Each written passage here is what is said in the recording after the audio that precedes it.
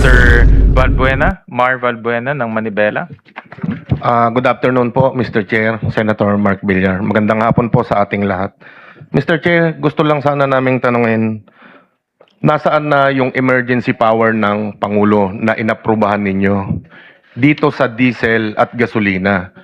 Hindi lang naman po ito doon sa LPG o kerosene. Ang priority talaga yung diesel dahil ito yung mas malaking kinukonsumo ng bansa natin, lalo na ng mga drivers. Yung LPG at kerosene lang ang tinanggalan ng excise tax dito sa emergency power. So kaya hinahanap natin nasaan yung para sa diesel at kerosene. Papaano namin magagamit yung LPG at saka itong gas para magluto kung wala naman kaming isasaing, Mr. Chair? Wala kaming pambili ng bigas, wala kaming pambili ng ulam, wala kaming kita ngayong araw kasi nga hindi naman kami makabiyahe sa taas ng diesel. Yun po yung tinatanong natin na number 1 dito, Mr. Chair, na kasama pati yung value added tax na matanggal. Kasi nga, yung kita namin sa isang araw, kulang pang pambili ng 1 kilong bigas. Para makapagsaing, para magamit namin yung LPG, alam naman natin na kailangan din naman yung LPG na mabawasan o matanggalan ng excise tax. At sa laki ng kinita ng mga oil companies at ng gobyerno doon sa windfall profit nito, sa loob po ng 45 days, Mr. Chair, ang kinita po ng mga oil companies hindi bababa sa 130 billion pesos at 40 billion pesos po para sa gobyerno na nakolektang taxes nito. Sapat na yon para sana makompensate yung mga driver na nawalan ng trabaho o tumigil doon sa pagbibiyahe, lalo na po yung mga drivers natin. So yun po yung sinasabi natin, Mr. Chair. Nung pre-war era, bago yung prior doon sa giyera, meron pong kahapon narinig lang po namin to sa hearing sa Congress. DOE na rin po ang nagsabi. Sa Asia Pacific po, Mr. Chair, may nakapark na 43 billion barrels na 43 million barrels na crudo, equivalent to 2.5 billion liters ng crudo at gasolina. So ibig sabihin kung may nakapark po sa Asia Pacific, puno pa yung mga storage o mga stock facility ng ating mga oil companies. Kasi nandiyan lang siya eh. Sila na po ang umamin nito kahapon. Ibig sabihin po, sa Asia Pacific lang tayo kumukuha ng langis, Mr. Chair. Hindi po sa Hormuz, hindi po tayo dumadaan doon, hindi po sa Iran, hindi sa Middle East. Dito lang sa Asia Pacific. Pero po, araw-araw, hinuhurmus-hurmus tayo, hinuhokus-pokus nitong si Secretary Garin at ng Department of Energy. Yung windfall profit po na yan, tumaas pa, Mr. Chair. Yung pre-war era, ang kita po ng mga oil companies, nasa 1.5 billion per day. During po nung peak, nung height, nung pagtaas nito, umabot po ng 4.5 billion pesos. Ganun po kalaki.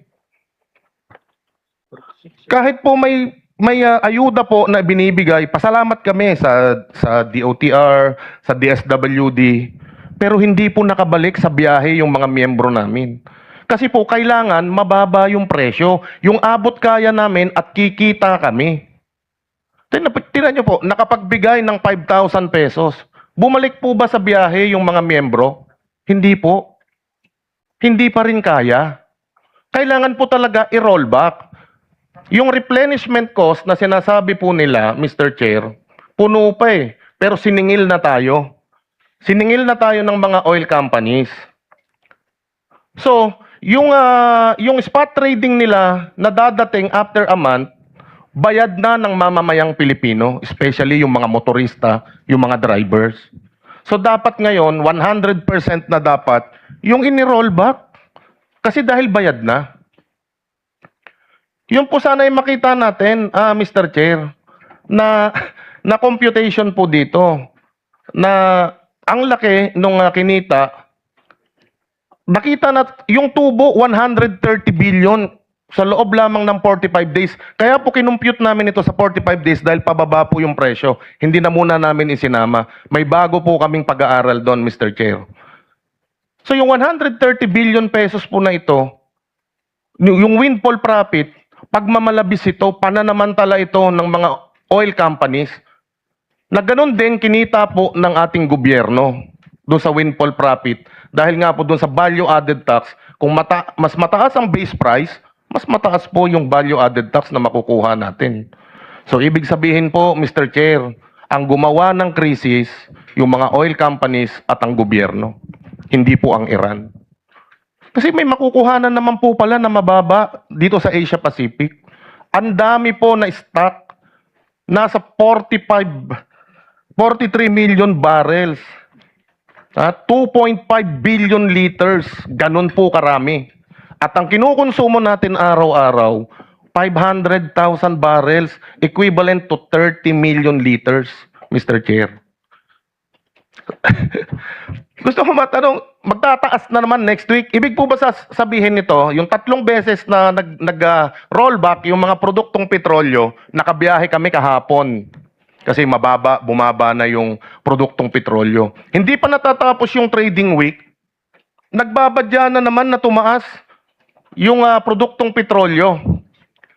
Hindi pa tapos yung trading week, wala pa at wala pang dinideclare sa gitnang silangan kung magtataas yung merkado. Hindi po ba pagkatapos ng trading week, doon pa lang natin makikita kung magkano kung tataas siya o bababa, divide sa 5 araw na trading days? Bakit po Martes pa lang, Miyerkules pa lang, mayroon ng pagtaas, mayroon na nagbabadya na. Nagbabadya na naman sila na magtaas, magdagdag ng tubo na kahit hindi pa naman dapat. So yun po yung gusto nating makita dito, Mr. Chair. Isa pa, out of 15,000 retail gasoline nationwide, ang sabi ng ating Pangulo, nationwide magkakaroon ng 10 peso subsidy or discount per liter sa mga gasolinahan. Nasaan na po ito? Kahapon, ang sabi po ng Department of Energy at LTFRB, meron ng 6 routes. Sabihin na natin sa 6 routes, meron pong 50 na gasolinahan out of 15,000 gasoline station. Paano po ito mapapakinabangan kung 6 na ruta lang po ang pwede? Sa NCR alone, Mr. Chair, more than 700 routes ang meron ang jeepney. Tapos 6 routes, isang buwan na po ito na ni-roll out ng gobyerno. Nasaan po yung pondo? Saan kami magpapagas na mura na may discount?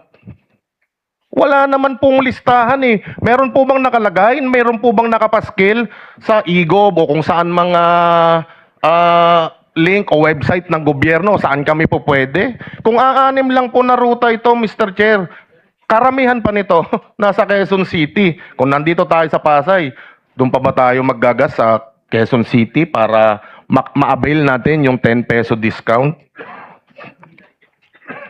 Kailan ito madadagdagan, Mr. Chair? Tapos, ang sabi, nagtatakda na ngayon, nakakapagtakda na ngayon ng presyo, may limitasyon na, kumbaga may cap na, kung hanggang saan lang, yung maximum po na pwedeng itaas ng mga oil companies. Pwede naman pala, Mr. Chair. Uulitin ko dahil sinasabi nila dahil may oil deregulation law.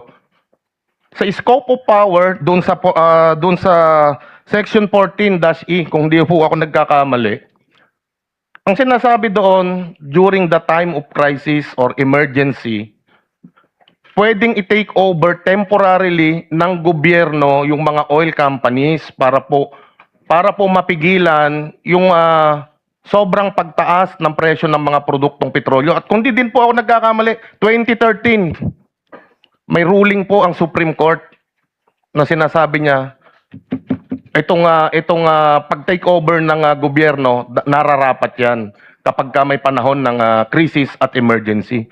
Bakit hindi po natin ito ginamit nung mga panahon na tumataas ng sobra ang mga produktong petrolyo? Nasaan po ang gobyerno nung panahon na yan? Hindi ko lang po sinasabi na yung sa Senate, nakita ko naman po, tinatrabaho niya. Pero merong clause doon sa batas na pwedeng i-take over ng ating gobyerno temporarily. Hindi niya ito ginawa. Bakit? Yun ang malaking katanungan, Mr. Chair. Dahil ba doon sa taxes din na makukolekta nila dahil hindi lang po doble, hindi lang triple, talagang lumobo. Habang lumalaki ang kita ng gobyerno, habang lumalaki ang kita ng mga oil companies sa pagsasamantala, nagugutom yung mga driver. Wala pong maisaing. Walang pambili ng bigas. Tumigil sa hanap buhay, Mr. Chair. Papaano natin ngayon maibabalik yung 1-2 buwan na hindi po nakapasada yung aming sektor? Malaki po yan, Mr. Chair. Nasaan yung mga driver? Natutulog sa bangketa, hindi makabayad ng upa. Natutulog doon sa jeep kahit malamok. Walang magawa. Paano natin sila tutulungan? Andyan yung kinita ng gobyerno na hindi bababa sa 40 billion pesos, 130 billion pesos sa mga oil companies. Sapat ito para makompensate yung mga drivers na nawalan ng hanap buhay. Itong oil deregulation law na dapat na matagal nang ma-repeal o ibasura, hindi naman din po natin ginagawa. Bakit?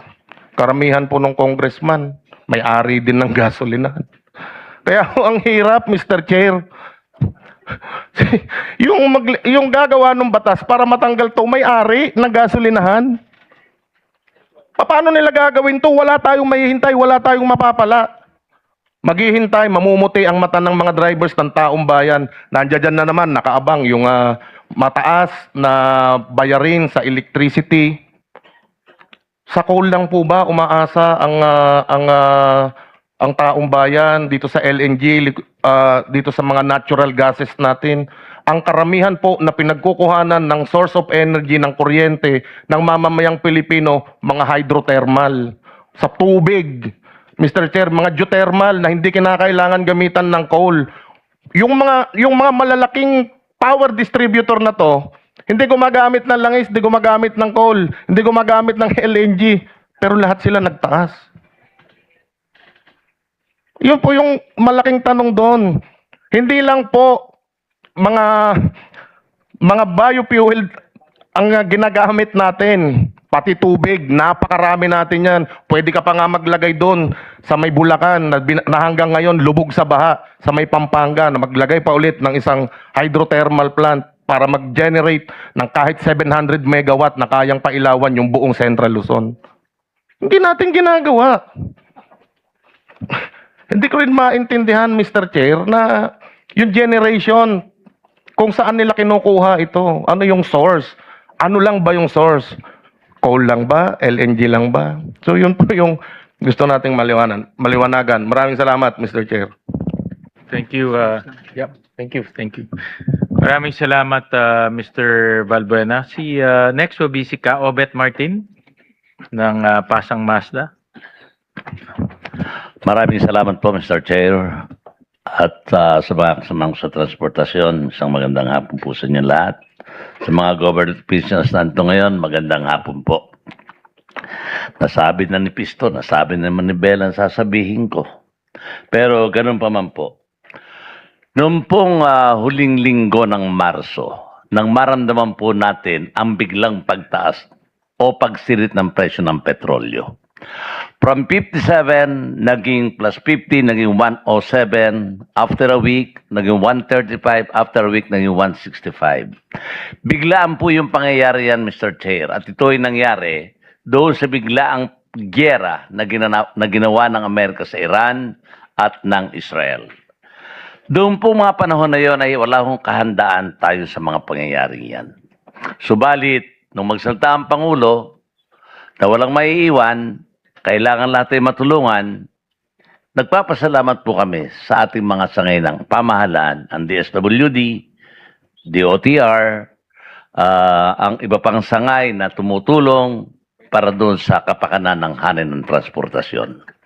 At sa nakita po namin na yan, kanina pinag-uusapan natin yung mga numero para doon sa paglalaan ng budget, talagang medyo nagkaroon po ng kaguluhan.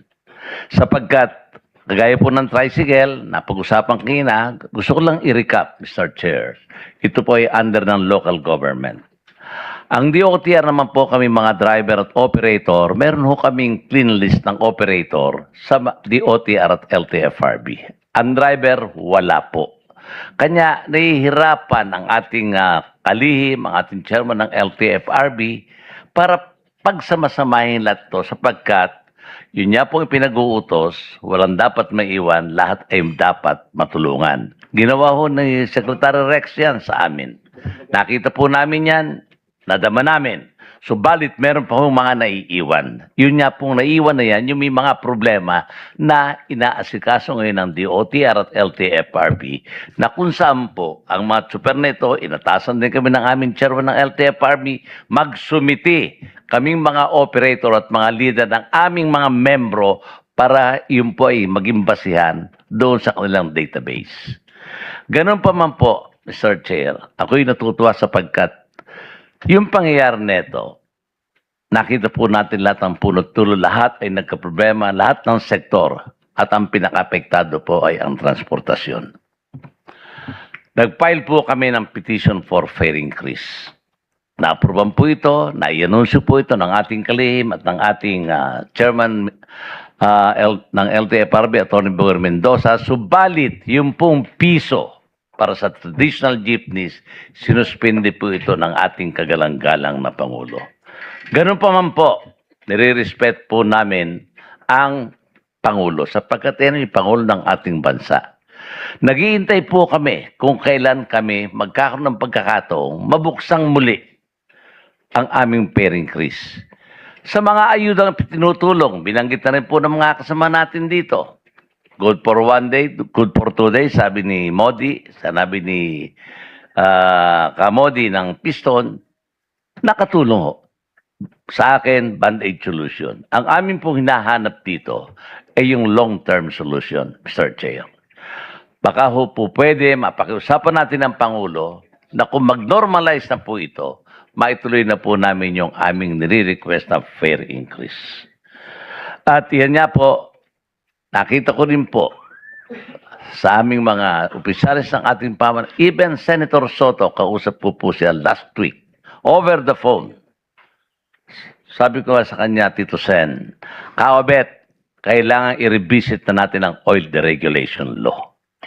Kahapon po, Mr. Chair, sa bababang kapuluan sa Kongreso, ito rin po ang sinabi ko. Ang punot dulo ng lahat ng ito, mga kasama, ay ang oil deregulation law. Wala ho kasing pumipigil. Anytime, any given time, ito mga oil supplier natin pwedeng magtaas ng kanilang presyo, samantalang kaming mga nasa transport sector ay regulated ng board.